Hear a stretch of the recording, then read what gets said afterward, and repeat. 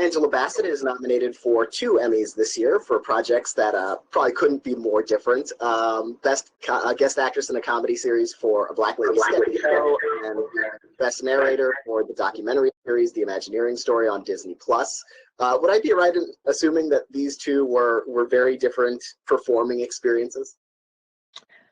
Absolutely, absolutely right. You would be indeed. With the Black Lady Sketch Show, you know, we filmed actually about 4 or 5 hours, you know, morning till about noon or 1.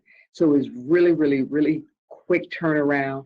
I got to work with some amazing young artists that I was just becoming familiar with, along with some that I knew a little bit of and respected greatly, you know, that being Robin Thede, who's one of the creators of the show and writers, as well as, you know, dynamite actress, and also Laverne Cox. You know, she came in and was a part of, you know, of the whole scenario. So it was, although it was scripted, it had an improvised feel to the day, because we would, you know, do multiple takes, but of course, you know, it being just highbrow and you know, and almost like walking on a tightrope, you could try different things. So every time actresses would, you know, begin the performance again, they may try something a little different. At least Laverne most definitely would. And with the Imagineering Story, we really filmed and worked on that over the course of, I think, about 6 days, 6 long, involved days. Of course, I'm in a studio by myself, you know, with the writer and producer and engineer in another space. So there was a lot of interaction back and forth between them and how they wanted me to approach it. And, you know, being a thespian, I can be a little, you know, a little dramatic, you know, trying to sort of massage your point. And they really would want it just take some of that emotion, that theatricality out of it, you know, almost like just the facts, ma'am. So it was very different in that way, which I appreciated.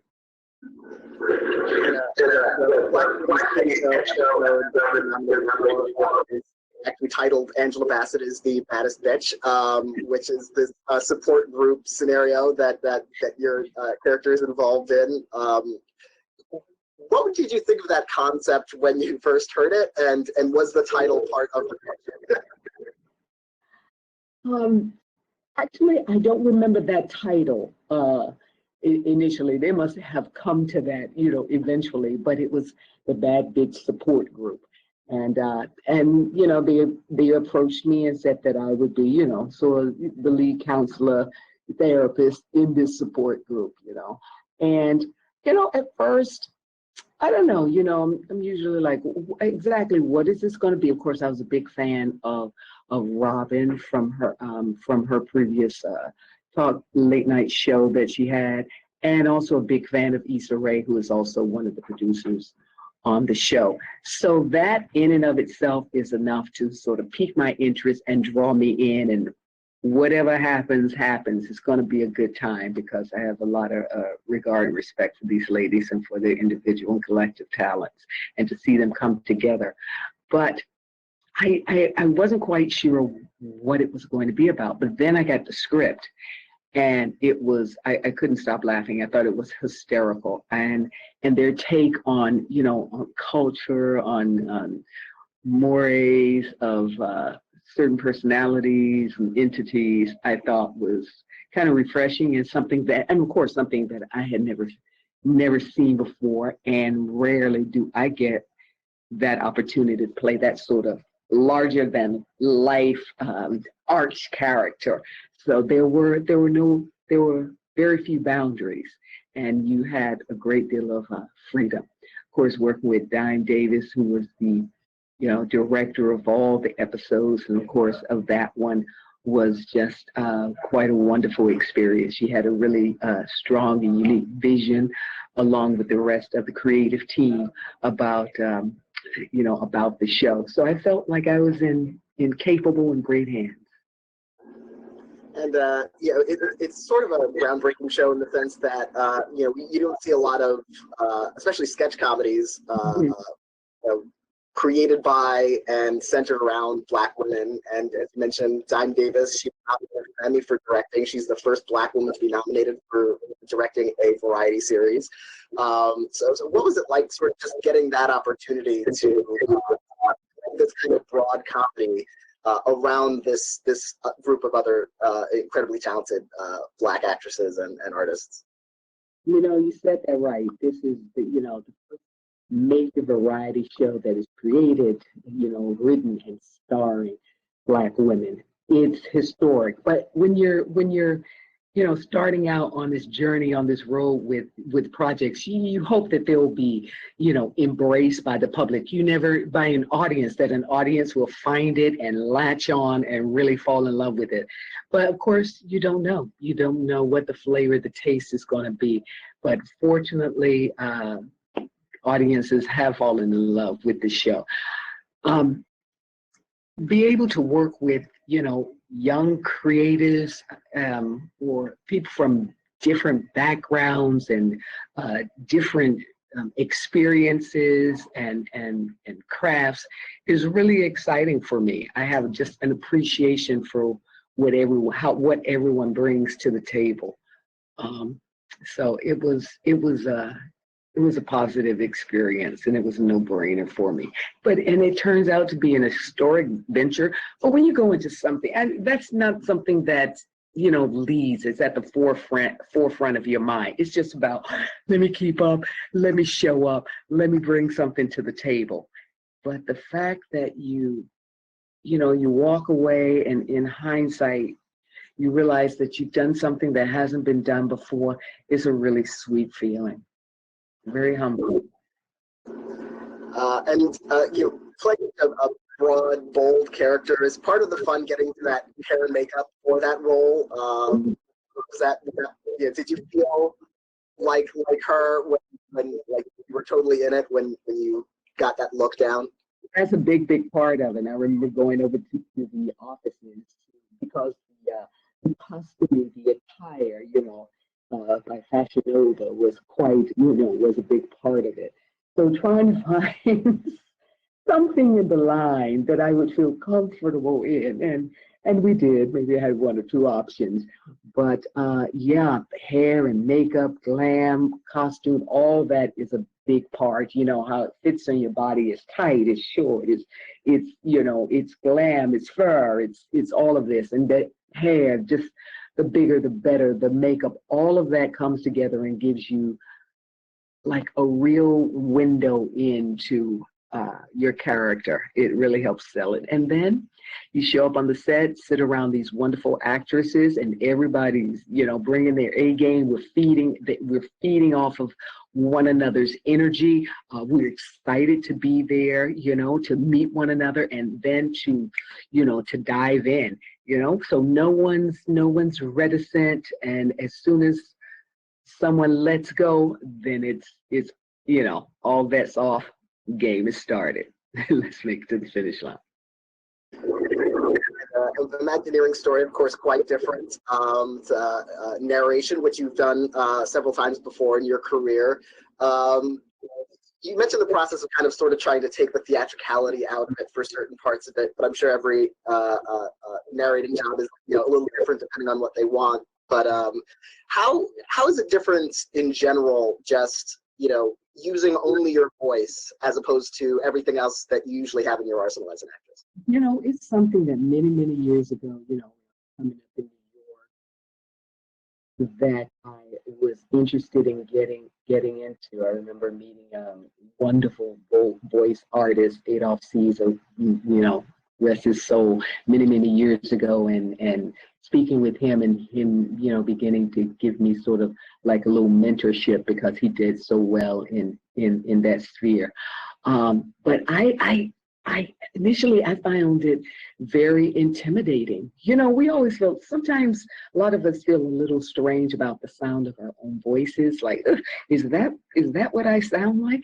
But it was something I really was interested in doing something when I'm, listening to whether it be the radio or commercials or documentaries or whatever, it can that voice draw me in? Can it paint a picture? Is it intrusive or does it support, the pictures on the screen?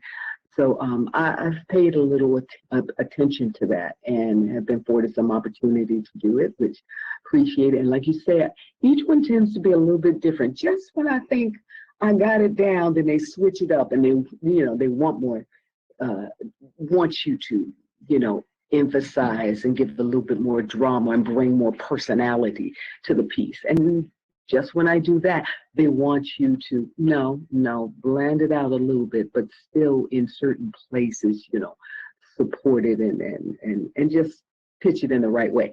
They hear something in their head and you're constantly trying to hear that voice also. But I love the direction, and I love also, playing with the words and massaging it, because many years in drama school, I loved Shakespeare, and I love that you could use words and phrases and parenthetical phrases to paint pictures. And certain words are so, expressive, and you can use the sound of those words to, to even paint the picture with even more clarity.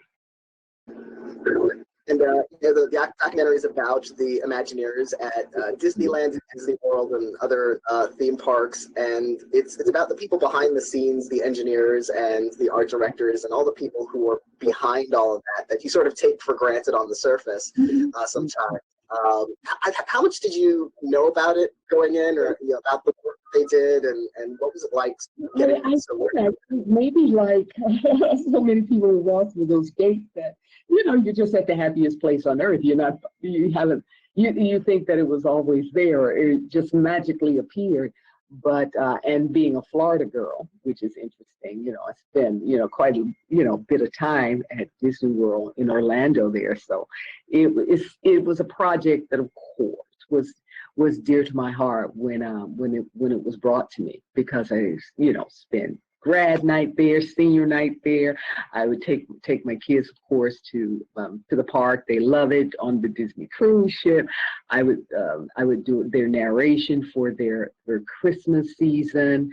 So it is a place that brings a lot of joy to me. So when I had the opportunity to tell the story of the extraordinary creative folk behind the scene, the answer was just yes.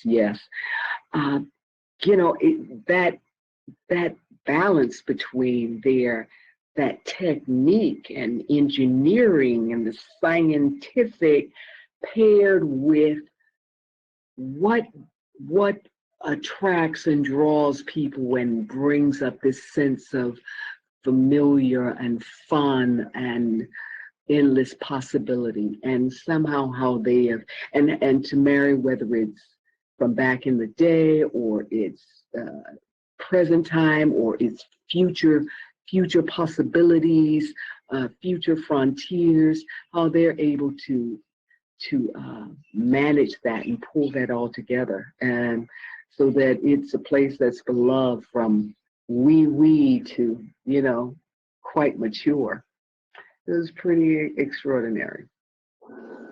And on the show, they talk about how they sort of approach it like storytelling and not just as a theme park, just creating these experiences. And in a way, as an actress who's worked in film and television, to be those experiences, as you mentioned, also having to be being specific to the various cultures that they're dealing with around the world, and how something one place may not work in another.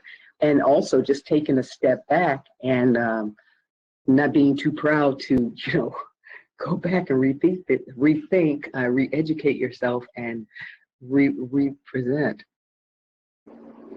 Yeah. Do you think, when learning about these engineers and stuff, do you feel like there are a lot of parallels with filmmaking and with kind of the people you work with behind the scenes and in various projects? Is it a lot of the same creativity that you bring to both worlds? You know, in a way, yes. It's just, they were just so dedicated to the purpose, and their own gifts and gifts, individual gifts were, are on display and brought to bear to make the whole dream a reality. Walt Disney's dream, dream he had for his kids, So yeah, the collective, driving that train forward. And hard. And this is your second nomination for narration. And you and Lupita Nyong'o are both nominated. If one of you wins, you'd be the first Black woman to win a Primetime Emmy for narrating. What would that be like if that happened? Oh, well, it's nice to be first.